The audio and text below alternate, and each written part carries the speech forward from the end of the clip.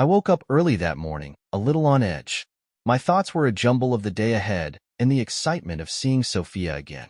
She'd been away on business for weeks, and let me tell you, the house had felt hollow without her. I'd done my best to make everything just right. Coffee brewed, the living room spotless, her favorite blanket draped over the armchair like she loved. When the door creaked open, there she was. Sophia stood there, bathed in the soft morning light streaming through the hall windows. Her smile was worn but still warm, and before I knew it, I was wrapping her in my arms. "Welcome home, Sophia," I murmured, holding her tight. She leaned into me, her head resting on my shoulder as she whispered, "It feels good to be back." After a moment, she pulled away, reaching into her bag. That's when she handed me something, a little white stick. "I've got news for you," she said, her voice steady but her smile giving her away. Then came the words I wasn't expecting. "I'm pregnant, David." I stared at her, then at the stick in her hand. My brain felt like it short-circuited for a second before the excitement hit me. "Sophia? Are you serious? This is wow." I grabbed her hand, trying to wrap my head around it. She laughed, brushing a tear away. "Yes, Tom, we're going to be parents. Isn't that something to celebrate?" She kissed me quick, squeezing my hand, and for a moment, everything felt perfect. But then, a tiny seed of doubt sprouted in my chest. We hadn't been close for a while, not really, not since before her trip. I hesitated but managed to voice my concern quietly. Sophia just chuckled, brushing it off with a comment about how timing works in funny ways. "I'll set up a doctor's appointment to confirm," she said casually. I nodded, pretending to feel reassured, but the unease didn't fully leave me. I grabbed my coat and briefcase, heading out the door. On the drive to work, her news played on repeat in my head, that sliver of doubt refusing to disappear, no matter how much I tried to reason with it. At my office, I tried to focus on the contracts and the emails flooding my inbox, but it was useless. My thoughts drifted back to how Sophia and I had first met. It was 5 years ago at a company celebration for my promotion to senior manager. I'd been on top of the world that night, proud and buzzing with excitement. That's when I saw her, Sophia, across the crowded room.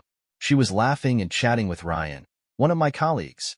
Ryan was sharp, sure, but he had this cocky streak that could wear you thin.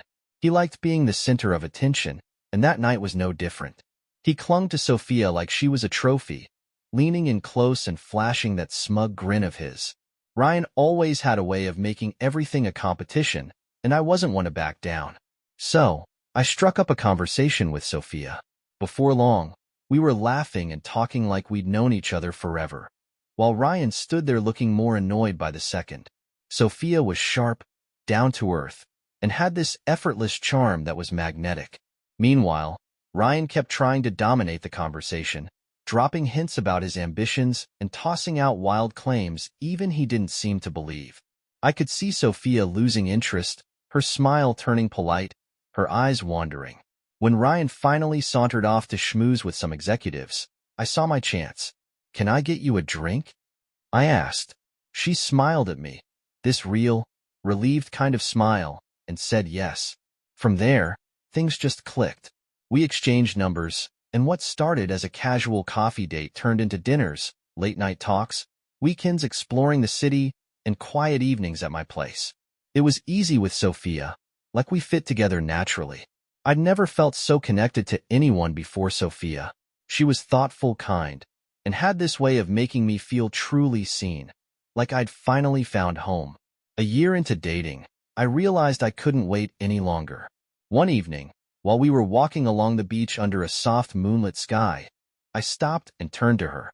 The words just came naturally. I took her hand, looked into her eyes, and asked her to marry me. Her smile lit up her whole face as she said yes. After the wedding, I bought us a small house near the ocean. It wasn't fancy, but it was ours, and we spent hours fixing it up together. We chose paint colors, rearranged furniture, and made it a place that felt like us. Some evenings, we'd sit on the back porch, watching the waves roll in, talking about everything. Our hopes, our worries, and the little things that made life what it is. Life wasn't perfect, of course.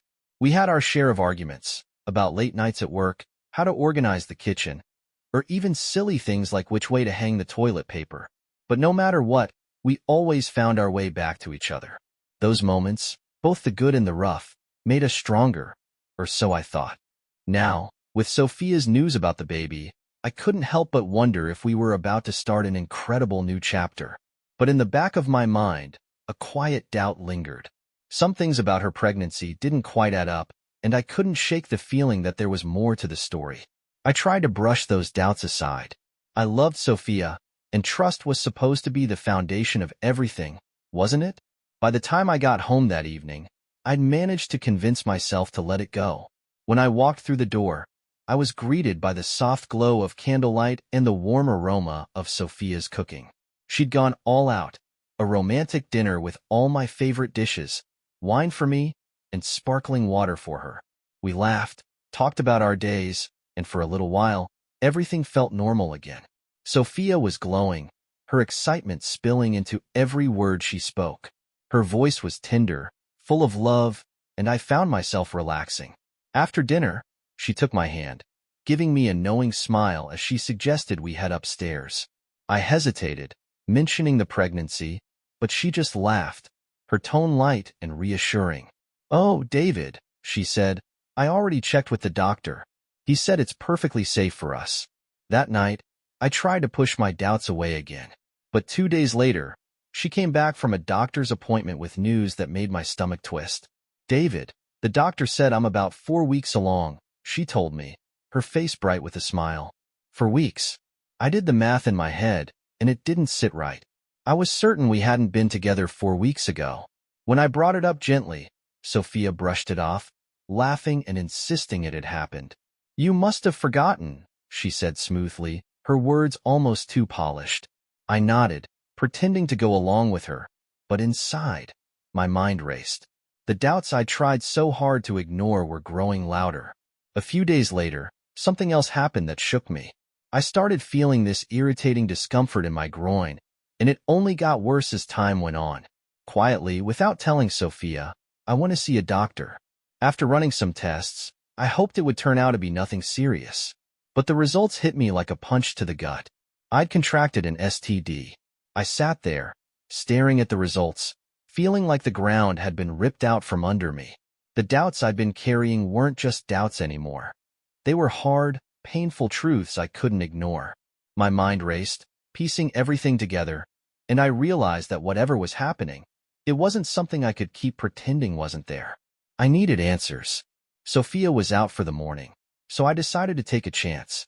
My heart pounded as I opened her laptop, carefully sifting through her emails and any documents I could find related to her recent trip. I knew she was working for a different company now, but I didn't expect to uncover what I was about to see. After scrolling through a sea of emails and scanned documents, I stumbled across an itinerary for her business trip. As I scanned the list of participants, my stomach sank. There it was, a name I hadn't thought about in years. Ryan. I hadn't even realized Ryan was still in the industry. He'd left my company over a year ago, and honestly, I'd all but forgotten about him. But now, here was his name, right next to Sophia's, listed as part of the team for the business exhibition. Ryan wasn't just attending the same event. He was her colleague now. Memories of Ryan came flooding back. The rivalry, his smug arrogance, and the way he'd hovered over Sophia at that party when we first met. I couldn't shake the feeling that Ryan might see this as his opportunity to get back at me. Back then, it had been obvious that Sophia's interest shifted toward me, and Ryan hadn't taken that loss lightly. Was Ryan using his new connection with Sophia to settle an old score? Or worse, had they rekindled something while I wasn't looking? The thought wrapped itself around my brain, refusing to let go. Suddenly, all the little details that hadn't added up before seemed to fall into place, painting a picture I didn't want to see. It wasn't just the idea of betrayal that haunted me. It was the possibility that Sophia and Ryan were plotting something bigger. What if the baby wasn't mine? What if she planned to use this against me, securing alimony and carving out a chunk of everything I'd worked so hard for? The thought burned, and I couldn't shake the image of them together, whispering, mocking me, scheming. I couldn't stand by and let it happen. I had to protect myself before it was too late. I acted fast. Within days, I met with a lawyer and a financial advisor. I laid it all out for them. Sophia's strange behavior, Ryan's reappearance, and the unsettling timeline of her pregnancy. Hannah, my lawyer, was sharp and didn't waste a second. She immediately started crafting a plan to safeguard my finances and assets. First, Hannah suggested creating a trust fund to hold my most valuable possessions, the house, my retirement savings, and my stock portfolio. Legally, the trust would own these assets, not me, making them untouchable in a divorce. Sophia wouldn't be able to claim them if things went south. Next, my financial advisor recommended moving a significant portion of my savings into offshore accounts in countries with strict privacy laws. He also advised converting some of my money into physical assets, like gold and collectibles, which I could store in private vaults. These wouldn't be tied to my name on paper, making them harder to trace. To further protect the house, Hannah suggested I take out a loan against it. The loan would reduce the house's value on paper, making it less appealing in a potential settlement. The loan funds would be held securely under Hannah's firm, ready to be used if needed. Finally, Hannah emphasized the importance of keeping meticulous records. She told me to document everything: Sophia's odd behavior, any conversations we had, and any evidence I could gather about Ryan. If this ever went to court, I'd need proof. Over the next week, I quietly set everything into motion. I moved my savings, transferred the house to the trust, and began securing my assets step by step. I was careful not to raise any red flags, keeping things light with Sophia and pretending like everything was fine. But I knew I couldn't stop there. I needed solid proof, something undeniable. That's when I hired James, a private investigator. He was quiet, methodical, and didn't miss a beat. His job was to track Sophia's movements and uncover the truth about her relationship with Ryan. Sophia and Ryan were smart, though. They kept their interactions discreet. No public displays, no overly familiar behavior. Still, I had a feeling that cracks would start to show eventually, and I was prepared to find them. James managed to capture a few telling moments, nothing too overt, but enough to raise questions. There was a lingering look, a private lunch, and an evening spent at a small, tucked-away cafe. In the photos and videos, Sophia and Ryan leaned in close, their expressions soft and warm. It wasn't the kind of interaction you'd expect from colleagues discussing work. No, it looked deeper, more personal. It wasn't a smoking gun, but it was enough to bolster a case if it came to that. For me, though, it was all I needed. I couldn't wait any longer. With everything ready, I sat down with Hannah to finalize the divorce papers. She made sure every detail was airtight, protecting my assets just as we'd planned. Sophia wouldn't be walking away with anything close to what she might have expected. Once the paperwork was signed and stamped, I packed up the essentials, just the basics I needed to start over, and left behind the life I'd built with Sophia. I didn't leave a note, didn't try to explain. I just walked away. By the time she returned from her 3-day trip, the house would be empty. I found a quiet hotel in another part of the country, somewhere Sophia wouldn't easily find me. The days passed in silence, the weight of everything pressing down on me. I imagined her coming home, finding the house quiet, maybe thinking I was working late. Then, she'd see the envelope on the kitchen counter. When Sophia opened it, her hands must have been shaking. Inside were the divorce papers, nothing else. No explanation, no goodbye. Just the cold reality of what had been set in motion. I could picture her standing there, stunned, trying to piece it all together. She tried to reach me. I knew she would. She called my old number, but it had been disconnected. She scoured social media, but my accounts were gone. She even reached out to mutual friends, but I'd made sure no one could tell her where I was. To her, it must have felt like I disappeared into thin air. Meanwhile, I was struggling. Alone in that hotel room, the betrayal and broken trust weighed heavy. I replayed everything in my mind. The doubts I'd ignored, the signs I'd brushed off. It was suffocating. I realized I needed to get away, to clear my head and figure out how to move forward. After some searching, I found a cabin in the woods. It was small and simple, but it was exactly what I needed. Surrounded by trees and open sky, I finally had the space to breathe. I quit my job. Going back to the office with all its memories of Sophia and Ryan was out of the question. The cabin became my refuge, a place where I could try to find some peace. When the divorce trial started, I didn't show up in person. Hannah handled everything, keeping me updated and representing me in court. Sophia, on the other hand, walked in unprepared. She must have thought she had the upper hand, but she was about to realize how thoroughly I'd planned. The trust fund, the offshore accounts, the reduced house value.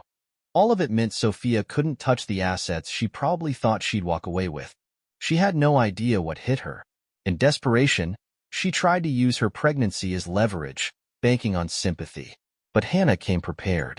She presented my medical records, proving I'd contracted an STD, a fact Sophia couldn't deny. Then, Hannah introduced the photos and videos David had taken of Sophia with Ryan. The evidence was undeniable. In a matter of minutes, Sophia's case unraveled. The control she thought she had vanished, leaving her cornered. I could only imagine the shock and anger on her face as she realized how thoroughly she'd been outmaneuvered. When it was over, Sophia left the courtroom empty-handed. The life she'd envisioned, the plan she'd counted on, was gone. She had nothing left but frustration and the cold reality of what she'd lost. Desperate, Sophia turned to Ryan. I don't know what she expected from him, comfort, maybe, or reassurance, but what she found was anger. As soon as she arrived, she saw it in his eyes. Ryan didn't bother to hide it. You ruined everything, Ryan hissed, his glare cutting through Sophia like a knife. I thought you'd have enough sense to keep quiet about the pregnancy until we had everything locked down.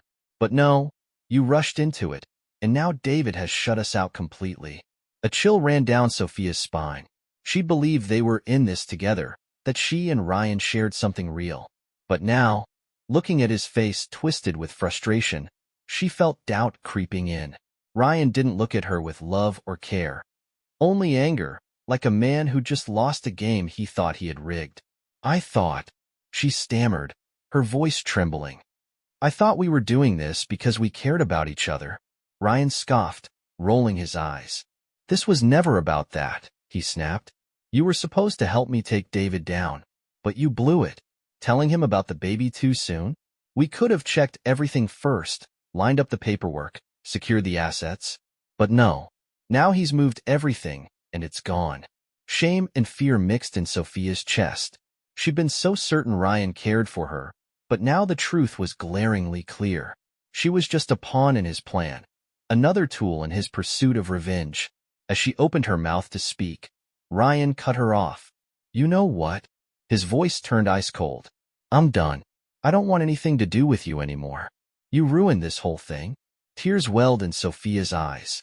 But the baby, she said softly, hoping for even the slightest flicker of sympathy. Ryan just laughed, bitter and harsh. What baby? He said with a sneer, waving her off like she was nothing. Who knows who else you've been with? Don't pin that on me. He turned and walked away without another word, leaving Sophia standing there, stunned and alone. In that moment, the weight of it all hit her. She'd lost everything, David, the life they'd built, and now even Ryan. She had no one to blame but herself. 2 years passed after David walked away. Sophia gave birth to a baby boy and managed to keep going with the help of her family. Her parents and siblings rallied around her, offering support when the weight of it all felt too much. But despite their help, Sophia often felt hollow, like something vital was missing. She tried to move on, even attempted to date again, but nothing ever stuck. Men came and went, and Ryan had disappeared entirely. Her days were lonely, her nights worse. Memories of her mistakes haunted her, filling her with regret.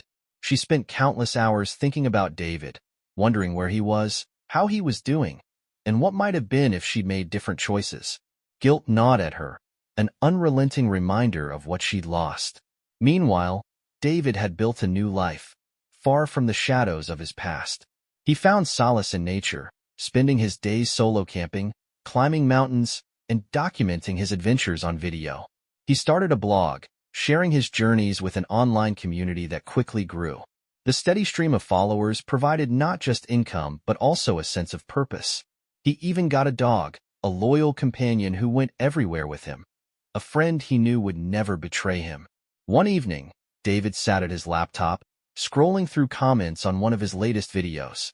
Most were the usual: praise for his storytelling, admiration for his resilience. But one comment stopped him cold. "David, I recognized you. I apologize for everything that happened. I was wrong. Please forgive me. Sorry for writing here. I have no other way to reach you. Just know that I regret it deeply." He didn't need a name to know who had written it. Sophia. Somehow, she must have stumbled across his blog, whether by accident or from searching for him. Her words brought a strange mix of emotions: nostalgia, relief, and a faint ache. The pain she'd caused lingered, but the anger was gone. He had moved on, and his new life gave him the peace he'd been searching for. After a long pause, David typed out a response. "I do not hold a grudge. God will judge us. Live happily." He hit send, then closed the laptop. For the first time in a long while, he felt a deep sense of closure. The past no longer weighed on him. He was free to keep moving forward, leaving the bitterness behind, with only hope for what lay ahead. Thanks for watching. Rate the story in the comments. Subscribe to the channel